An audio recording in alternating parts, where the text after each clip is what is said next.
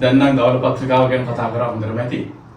සල්ලි ටිකක් හම්බ කරන්න පුළුවන් වැඩක් තමයි මම මේ අද කතා කරන්න හදන්නේ. වීඩියෝ එකත් එක්ක රැඳිලා ඉන්න මම කියන්නම් මොකද්ද කියලා. යන්න අපි වැඩ කරන ගමන් කතා කරමු.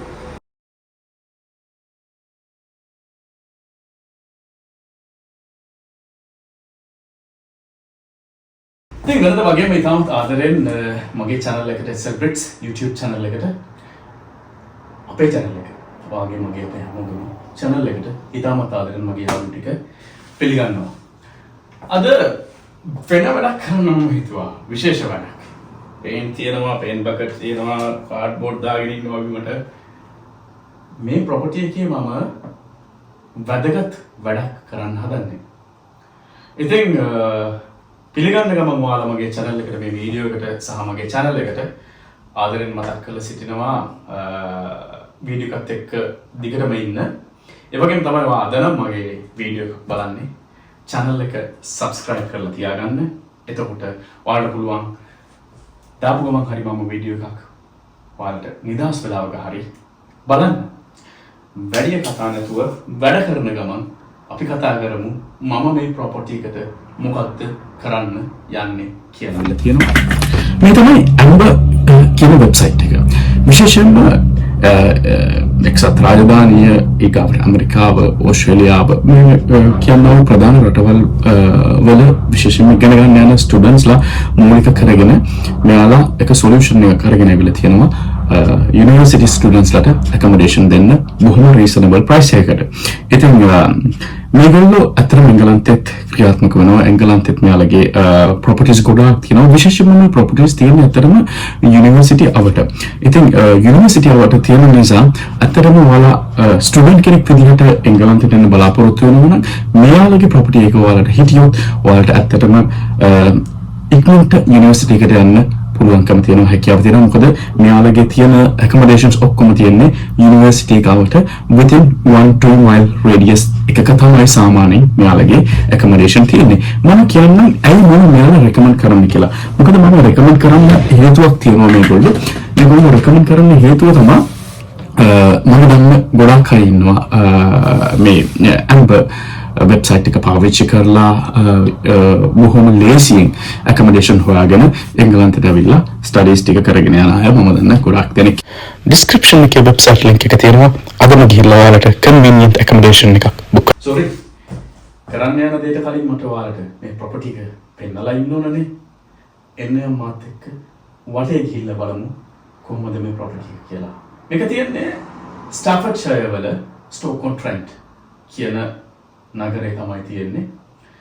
එතකොට මේක හරියටම තියෙන්නේ ST4 කියන පෝස්ට් කෝඩ් එක පටන් ගන්න ඒරියා එකේ තමයි ST4 වලින් පටන් ගන්න ඒරියා එකේ තමයි මේ ප්‍රොපර්ටි එක තියෙන්නේ. ඉතින් මේක එන්ටරන්ස් හවුස් එකක්, ලොකු හවුස් එකක්. ඉතින් අපි වටේ ඇවිදලා බලමු මේක කොහොමද තියෙන්නේ. මේ ගෙදර පාවිච්චි කරලා සල්ලි ටිකක් extra income එකක් කොහොමද ගන්න කියලා. යන් මාත් එක්ක. මේක තමයි main entrance එක. ඊළඟට main entrance එකෙන් පොඩ්ඩක් ඇතුළට ආවට පස්සේ පොඩි hallway එකක් තියෙනවා. මේ hallway එක ඊට පස්සේ දකුණු අත පැත්තේ දොර ඇරියට පස්සේ ඔයාලට පේන්නේ මේ පළවෙනි living area එක. එතනින් මෙන්න මෙතන මේ දොරෙන් ඇතුළට ගියාට පස්සේ second living area එක ඔයාලට බලා ගන්න පුළුවන් වෙන්නේ මේ විදිහට. අලුත්ම හීටර් එකක් තියෙනවා. ඊට අමතරව ඒ second living area එකෙන් ආපහු ඇතුළට ගියාට පස්සේ ඔයාලට පේනවා dining room එකයි ඊට පස්සේ pantry එක සහ kitchen එක මෙන්න මේ විදිහට තියෙනවා. kitchen එකේ පොඩි storage එකක් තියෙනවා. kitchen එකට අවශ්‍ය බඩු ටික එහෙම දාගන්න පුළුවන් කමක් තියෙනවා. kitchen එක පිටිපස්සට ගියාට පස්සේ ඔයාලට පේනවා මෙතන තියෙනවා utility room එක, washing machine, dryers, fridge ඒවා ටික තියාගන්න පුළුවන්. ඒකේ ඉස්සරහම තියෙනවා washroom එක, bathroom එක. bathroom එකෙත් පොඩි storage එකක් තියෙනවා. එළියේ backyard එක තමයි මේ විදිහට ඔයාලට බලා ගන්න පුළුවන්. ඒ වගේම backyard storage එකකුත් තියෙනවා. ඒත් එක්කම ඔයාලට මෙන්න මේ ජනේලෙන් පේන තැන තමයි කාර් පාක් එක තියෙන්නේ. කාර් එක පාක් කරන්න පුළුවන් ගරාජ් එක තියෙනවා. ඊට පස්සේ බැක් එක්සිට් එක තියෙනවා ගේට් එක. අපි මෙහෙම්මම දැන් යමු උඩට. කොහොමද උඩ තත්ත්වය තියෙනවද කියලා බලන්න. මේක 3 bedroom property එකක්. ඉතින් මෙන්න මේ විදිහට second living area එකෙන් තමයි උඩට යන්න තියෙන්නේ. මේ විදිහට අපි උඩට ගියාට පස්සේ ඔයාලට පේනවා දකුණු අත පැත්තේ මෙන්න මේ ඒරියා එක තමයි පළවෙනි බෙඩ්රූම් එක. මේක තමයි පළවෙනි බෙඩ්රූම් එක. මේ බෙඩ්රූම් එකේ ඇත්තටම ඩබල් බෙඩ් එකක් දාන්න හොඳට ඉඩ තියෙනවා. ඒ වගේම තමයි මෙන්න මේක තමයි සෙකන්ඩ් බෙඩ්රූම් එක. මේ සෙකන්ඩ් බෙඩ්රූම් එකත් ඇත්තටම ලොකුයි. ඩබල් බෙඩ් එකක් දාන්න පුළුවන් ලොකු ඉඩක් තියෙනවා මේ බෙඩ්රූම් එකෙත්. ඒක තමයි සෙකන්ඩ් බෙඩ්රූම් එක. ඊට අමතරව මෙන්න මේ විදිහට ලෑන්ඩින් එක ගාවින් දකුණු අත පැත්තට ගියාට පස්සේ තියෙනවා මාස්ටර් බෙඩ්රූම් එක. ඉතින් මේ මාස්ටර් බෙඩ්රූම් එකේ ඇත්තටම දාන්න පුළුවන් කිං සයිස් ඇඳවල්. එහෙම නැත්නම් සුපර් කිං සයිස් ඇඳවල් දෙකක් විතර දාන්න පුළුවන් හැකියාව තියෙනවා. ඔයාලට පේනවා මේ වෝඩ්‍රෝබ් එක. ඉතින් ලොකු ඒරියා එකක් තියෙන ගෙදරක් තමයි මේ ගෙදර. ඉතින් බලන්න ඔයාලා මම මේ ගෙදර වැඩ කටයුතු ඉවර කරාට පස්සේ කොයි විදිහට තියෙයිද කියලා. ඉතින් මේ ගෙදර ඇත්තටම worth. කාට හරි අවශ්‍යතාවයක් තියෙනවා නම් රෙන්ට් අවුට් කරන්න මට පොඩි කමෙන්ට් එකක් දාන්න. කමෙන්ට් එකක් දාලා කියන්න. මම ඔයාලට සපෝට් එකක් දෙන්නම්.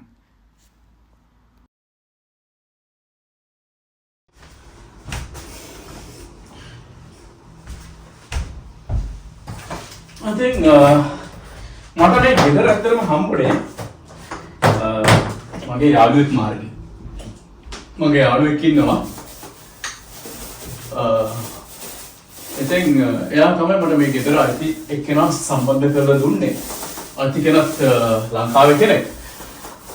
ඉතින්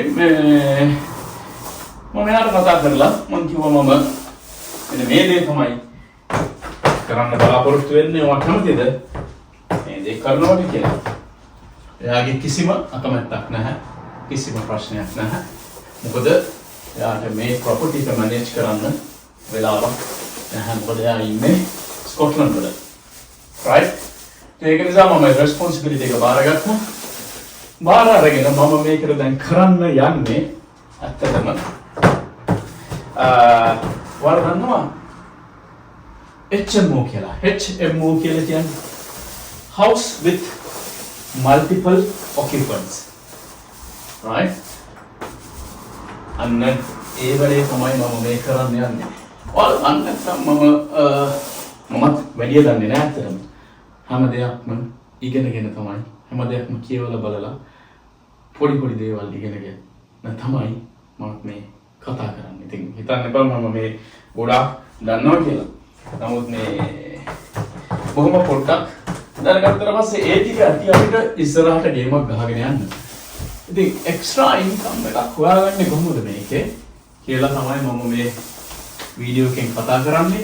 ඒ වගේම house with multiple occupants එහෙම නැත්නම් HMO එකක් කොහොමද මැනේජ් කරගන්නේ?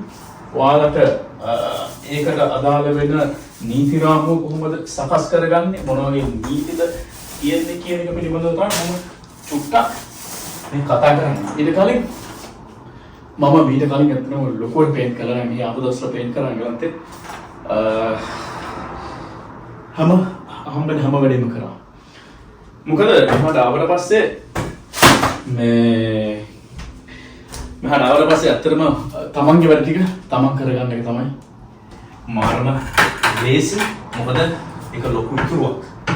ඉතින් ඒ හේතුව නිසා මමත් මගේ වැඩ ටික විශේෂයෙන්ම අපේ ගෙදර වැඩ තාප්පයක් හදන්න තියෙනවා නම් හරි පේන්ට් කරන්න තියෙනවා නම් හරි ඒ වගේ දේවල් තියෙනවා නම් මම තනියම සහ මගේ පවුල ඇත්ත එකතු වෙලා තමයි මම කරන්නේ. ඉතින් අද නම් මම මෙතන තනියම වැඩ කරන්නේ.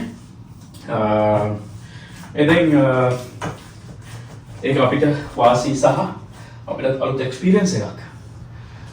ඉතින් මොකද්ද මේ house with multiple occupants කියලා කියන්නේ?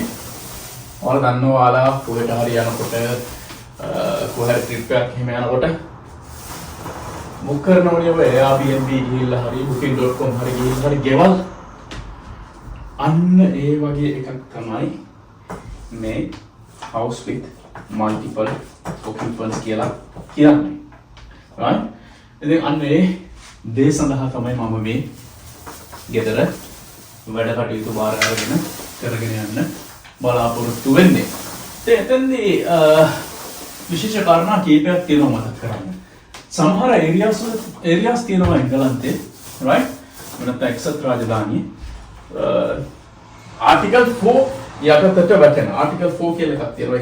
ඒක ඇවිල්ලා මම හිතන්නේ 50ක් වෙන්න ඕනේ. දන්නේ නැහැ හරියට. ඒක නීතියක්. right? ආටිකල් 4 කියලා එකක් තියෙනවා. ඒ ආටිකල් 4 ඇතුලේ තියෙන ප්‍රොපර්ටිස් තියෙනවානේ. අන්නේ ආටිකල් 4 ඇතුලේ තියෙන ප්‍රොපර්ටිස් වලට HMO එකක් අපි කරන්න බලාපොරොත්තු වෙනවනේ මේ ප්‍රොපර්ටි එකක. එතකොට අපිට අදාළ කවුන්සිල් එකෙන් ඇත්තටම planning permission ගන්න ඕනේ. මෙහෙම දෙයක් අපි කරනවා කියලා. මෙහෙම දෙයක් අපි කරන්න බලාපොරොත්තු වෙනවා කියලා. right? නමුත් සමහර ඒරියාස් තියෙනවා විශේෂයෙන්ම මේ ප්‍රොපර්ටි එක තියෙන ඒරියා එක වගේ ඒරියාස් තියෙනවා ආටිකල් 4 අදාළත් නැහැ. ඒ කියන්නේ අපිට planning permission ගැනීමට අත්‍යවශ්‍යතාවයක් නැහැ. right? හැබැයි ස්ටෑන්ඩඩ් එකට හොඳ quality එකට ඒ ප්‍රොපර්ටි එක තියෙන්න ඕන. මොකද මිනිස්සු බුක් කරනකොට ඒ මිනිස්සුන්ට ලස්සනට ප්‍රියමනාප විදිහට ඉන්න පුළුවන් වෙන විදිහට තමයි අපි මොනක් හදනවා නම් හදන්න ඕනේ. එහෙම කරනකොට රෝලර් එක මේ විදිහට අල්ලුවොත් නියමයි. okay? ඒක ලස්සනට පේන්ට් කරන්න පුළුවන්. මාර ස්මූත් විදිහට පේන්ට්. right.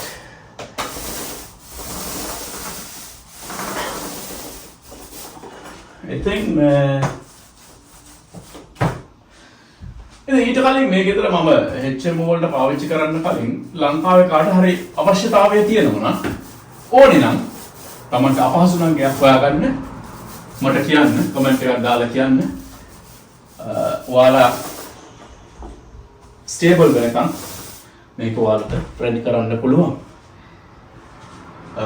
ඉතින් ඒකට මට අවශ්‍ය නැහැ. මම property management properties කීපයක් තියෙනවා. property දෙකක් විතර තියෙනවා මම මේක අමතරව කරන. ඉතින් මම ඔය බලන්නේ credit check බලන්නේ. මොකද මම දන්නවා ඔලුතෙන් ආපු අයට එහෙම එකක් නැහැ කියලා. සමහර අය ඒක දන්නෙත් නැහැ. credit score එක ගැන අදාළ කරගන්න එපා. ඔයාලට ඕන මේ property එක rent out කරන්න මට කියන්න. ලංකාවේ කෙනෙක් නම් මම ඔයාලට දෙන්න කැමතියි. right? නමුත් මගේ plan එක ඇත්තටම මේ property එක house with multiple occupants කියන project එකට පාවිච්චි කරන්න වගේ. ඉතින් මගේ Facebook page එක නිවාස UK ඔයාලා තාමත් like කරලා නැත්නම් please support එකක් දෙන්න. ඒකටත් like එකක් දාලා මගේ link එක තියෙනවා බලන්න. description එකේ තියෙන link එක Facebook support කරලා දෙන්න. right? ඉතින් මම කිව්වා ඒ කවුරු හරි ලංකාවේ කෙනෙක්ට අමාරු වෙලා ඉන්නවා නම් ඒ කියන්නේ ඉන්නවක් නැතුව හොයාගන්න තරක් නැතුව please මට පොඩි email එකක් හරි message එකක් හරි දාන්න comment එකක් දාන්න මේ වීඩියෝ එකට please අපිට support කරලා දෙන්න කියලා. no issues. මම එහෙම උදව් කරපුවා ගොඩාක් ඉන්නවා. එහෙම ඉඳලා ඒගොල්ලෝ ඊට වඩා හොඳ තැන් වලට ගියපු අය ඉන්නවා. එතනට මගේ ෆ්ලැට් එකක ඉන්නවා ෆැමිලි එකක්. ඒගොල්ලෝ අලුතෙන් ආවේ. ඉතින් මම පුළුවන් හැටියට අපේ ලංකාවේ මම උදව් කරනවා. රෝලර් එක පොඩ්ඩක් හරියට යනවා. right.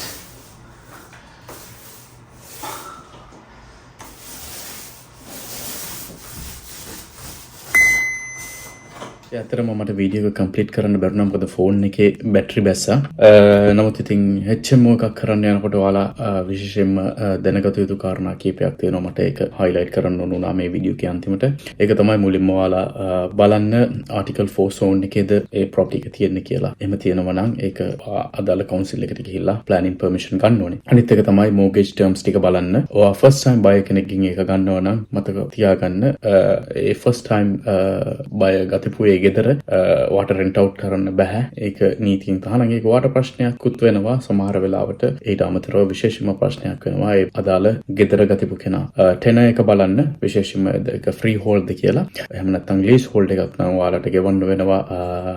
ග්‍රවුන්ඩ් රෙන්ට් එක ගෙවන්න වෙනවා. ඊට පස්සේ සර්විස් චාර්ජස් ගෙවන්න වෙනවා. on top of that ඔයාලට ගෙවන්න වෙනවා electricity bill, utility bills ටික electric, water, gas, ඊට අමතරව internet ඔයාලට ගෙවන්න වෙනවා. ඉතින් ඒ ටික ඔයාලා හරියට double check කරගන්න. ඊට අමතරව normal standard housing insurance එකක් හරියන්නේ නැහැ. ඔයාලා මේකට වෙනම housing insurance එකක් දාගන්න ඕනේ. ඔයාලා කතා කරලා insurance agent කෙනෙකුට. ඒ වගේ විශේෂ කාරණා කීපයක් තියෙනවා. ඉතින් ඊට අමතරව ඒකෙන් එන ආදායම කොච්චරද කියලා බලලා ඔයාලා tax pay කරන එක හරියට හොයලා බලලා කරන්න ඕනේ. ඉතින් ඔන්න ඔය කතන්දර ටික තමයි මට විශේෂයෙන්ම මේ වෙලාවේ මතක් කරන්න අවශ්‍යතාවය තිබුණේ. මම ඊයේ භාගයක් ඇත්තටම කම්ප්ලීට් කරා ගෙදර පේන්ට් කරන එක. විශේෂයෙන්ම උඩ තට්ටුවේ තිබ්බ කාමර දෙකක් විතර පේන්ට් කරලා දැම්මා. ඊටු ටික තව තියෙනවා. නමුත් මට වෙලාවේ තියෙන ගැටලුව නිසා මට අද යන්න බැරි වුණා. නමුත් කවද්ද යන්න ඉතින් තායි කියන්න හරි අමාරුයි. ඉතින් ගෙදර අවසන් කරලා ඉවරලා මම ඔයාලට පෙන්නන්නම් කොහොමද ඒ ගෙදර තත්ත්වය තියෙන්නේ කියලා. ඉතින් අර විදිහට මම කලින් කිව්වා වගේ මම මේක HMO එකක් විදිහට යූස් කරන්න කලින් ලංකාවේ කවුරු හරි ඉන්නවනම් රෙන්ට් එකට මේ ගෙදර ගන්න ප්ලීස් කමෙන්ට් එකක් දාලා මාව සම්බන්ධ කරගන්න. මම එතකොට මගේ ඊමේල් ඇඩ්‍රස් එක ඔයාලට දාන්න. එහෙම නැත්නම් ඔයාලට මගේ channel description එකේ තියෙනවා මගේ ඊමේල් ඇඩ්‍රස් එක. ඔයාලට ඒකට ගිහිල්ලා ගන්න පුළුවන්. එහෙනම් ඔන්න ඕක තමයි මට මතක් කරන්න ඕනේ. මොනවා හරි ඔයාලට එක්ස්ට්‍රා ඉන්කම් එකක් ගන්න ඕන නම් මෙන්න මේ වගේ මොනවා හරි වැඩ කරන්න. දැන් මගේ නම් ඇත්තටම එංගලන්තයට ආපු දවසේ ඉඳලා ආපු කාලේ ඉඳලා තිබුණ ආසාව තමයි property business එකට property management වලට මෙහෙ යන්න. ඉතින් පොඩ්ඩ ඉගෙන පොඩි දේවල් ටිකක් දන්නවා. ඉතින් ලොකුවට දන්නේ නැහැ. ඉතින් කවුරු හරි එක්ස්පර්ට් කෙනෙක් ඉන්නවා නම් මෙහා සම්බන්ධව ප්ලීස් මගේ මොනවා හරි වැරද්දක් තියෙනවා නම් කමෙන්ට් එකක් දාලා ඒක නිවැරදි කරන්න. ඉතින් ඔයාලට බොහොම ස්තුතියි. channel එක subscribe කරලා තියාගන්න. සහයෝගයක් දෙන්න මගේ channel එකට. ඒ වගේම තමයි ස්ටුඩන්ට් කෙනෙක් එංගලන්තයට එන්න බලාපොරොත්තු වෙලා ඉන්නවනම් Amber මෙන්න මේ Amber කියන වෙබ්සයිට් එක පාවිච්චි කරන්න. ඔයාලට ඩිස්කවුන්ට් එකකුත් හම්බ වෙයි මගේ channel එකෙන්. මගේ channel link එකකින් ගිහිල්ලා ඒක බුක් කරනකොට. එහෙනම් මම ගිහිල්ලා එන්නම්. ඔයාලා හැමෝටම ජය වේවා.